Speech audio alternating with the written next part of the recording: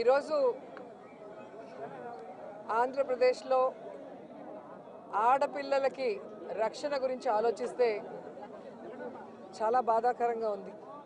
ఎందుకంటే ఎక్కడ చూసినా రేపులు, మర్డర్లు అండ్ ఆడపిల్లల కాలేజీ బాత్రూమ్స్లో హిడెన్ కెమెరాలు పెట్టి ఏ విధంగా పైశాచిక ఆనందం పొందుతున్నారో మనం చూస్తున్నాం. ఈరోజు నేరస్తులకి ఇంత ధైర్యం వచ్చింది అంటే దానికి ఈ ప్రభుత్వం సిగ్గుపడాలి. ఎందుకంటే గతంలో జగన్మోహన్ రెడ్డి గారి ప్రభుత్వంలో ఒక తప్పు జరగాలి అంటే ఎంత భయం ఉండేదో మీకు అందరికీ తెలుసు. సో ఎవరైనా కూడా దిశ యాప్ని యూజ్ చేయకుండా ఏదైనా అఘాయిత్యానికి అమ్మాయి లోబడితే 24 గంటల లోపల నేరస్తుల్ని అరెస్ట్ చేసి వారిని శిక్షించే విధంగా చట్టాలని కఠినతరం చేశారు. కాబట్టే ఆ రోజుల్లో ముచ్చుమరి లాంటి ఘటనలు జరగటం అనేది మనం చూసుండం. నిజంగా చాలా బాధాకరం. ఒక 9 ఏళ్ల అమ్మాయిని రేప్ చేసి చంపేసి ముక్కలు ముక్కలు చేసేశారు. 60 రోజులు అవుతున్న అమ్మాయి శవాన్ని కూడా ఇంతవరకు తీసుకురాలేకపోయారు. అసలు ఆ కుటుంబాన్ని పరామర్శించడానికి సీఎం గారు కానీ హోంమంత్రి గారు కానీ వెళ్ళలేదు అంటే కారణం ఏంటో నాకైతే అర్థం కాలేదు. ఎందుకంటే మదనపల్లిలో ఫైల్స్ దగ్ధమయ్యాయి అనగానే డీజీపీ గారిని స్పెషల్ ఫ్లైట్లో పంపించిన వాళ్ళు ఎందుకు ముచ్చుమరికి స్పెషల్ ఫ్లైట్లో డీజీపీ గారిని కానీ లేదా సంబంధిత మంత్రి గారిని ఎందుకు పంపించలేదు నాకు అర్థం కాలేదు. అలాగే నిన్న పేపర్లో చూశాను, గుడ్లవల్లేరు కాలేజీలో బాత్రూమ్స్లో హిడెన్ కెమెరాలు పెట్టారని పిల్లలు వచ్చి ఆడపిల్లలు చెప్తే అసలు అక్కడ ఏం జరగలేదని ఎస్పీ గారు చెప్పడం చాలా దురదృష్టకరం.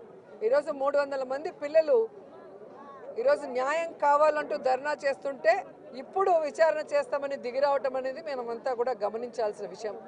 అలాగే ఈ ప్రభుత్వం వచ్చిన తర్వాత మీరు చూస్తే ర్యాగింగ్ భూతం ఎలా ఎక్కువైందో మనం కళ్ళారా చూస్తున్నాం.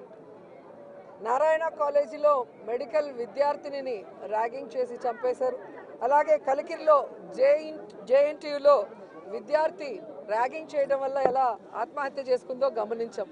అంటే గత 5 సంవత్సరాలు లేని ర్యాగింగ్ భూతం మళ్ళీ ఈ ప్రభుత్వం వచ్చాక ఎలా పిల్లల ప్రాణాలు తీస్తుందో మనం గమనించాల్సిన విషయం.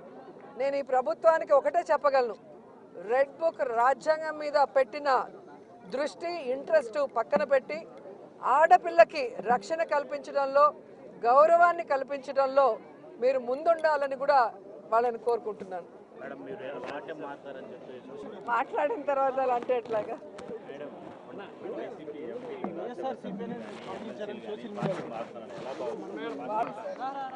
వాళ్ళని అడగాలి. ఇది ఈరోజు కాదు, గతంలో కూడా జగన్మోహన్ రెడ్డి గారి ప్రభుత్వం అపోజిషన్లో ఉన్నప్పుడు 2014 to 19 కూడా ఇలాగ చాలామంది మారారు. మారిన వాళ్ళు ఏమయ్యారో కూడా మనం కళ్ళారా చూసాం.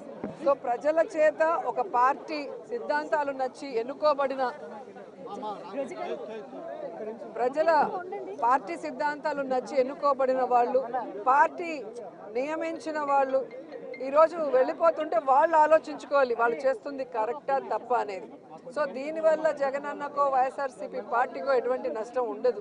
ఎందుకంటే ఎప్పుడూ కూడా పార్టీకి ద్రోహం చేసి వెళ్ళిన వాళ్ళని ఎవరూ కూడా గౌరవించరు, క్షమించరు.